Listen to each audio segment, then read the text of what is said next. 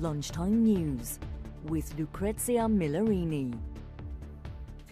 Good afternoon. Several people are believed to have died in the US as Hurricane Milton made landfall in Florida overnight. Powerful winds of up to 120 miles per hour struck parts of the coastline, flooding entire neighbourhoods and hampering emergency crews. More than 2 million homes were plunged into darkness as they lost power. Many flights in and out of Florida remain grounded.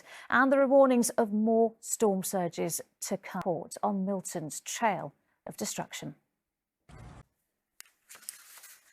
Well, here, a former police officer has been jailed for 11 years for attempting to murder his former partner and her mother by driving his car into their funeral home in the Scottish borders. 57-year-old William McBurney crashed through the front window, narrowly missing Zoe Turnbull and her mother, Beverly.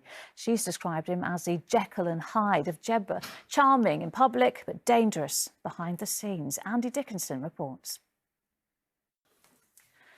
In the Middle East, at least 27 people have been killed and 54 others injured following an Israeli airstrike on a school in central Gaza, which was being used as a refuge shelter. A large number of women and children were reported to be among the victims.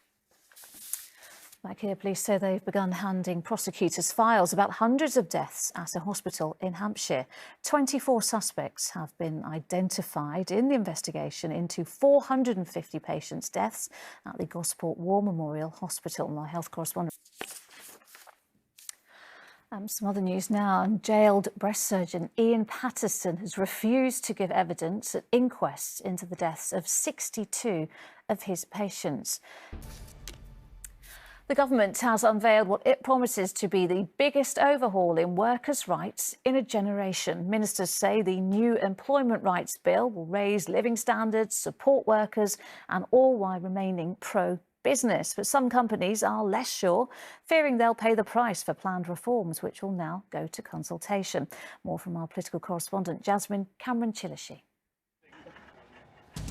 Still ahead on the Lunchtime News. First, let's get a quick update on our top story this lunchtime. While we've been on air, the Florida Governor, Ron DeSantis, has been speaking to reporters. Here's what he said.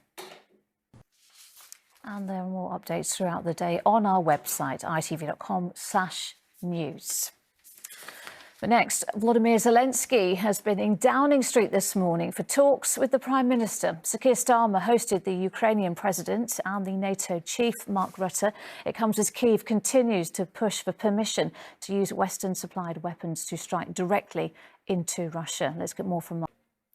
And that's it. Charlene is back at 6:30. That's ahead of tonight's Nations League coverage. England versus Greece, live here from 7. But from everyone on Lunchtime, bye-bye.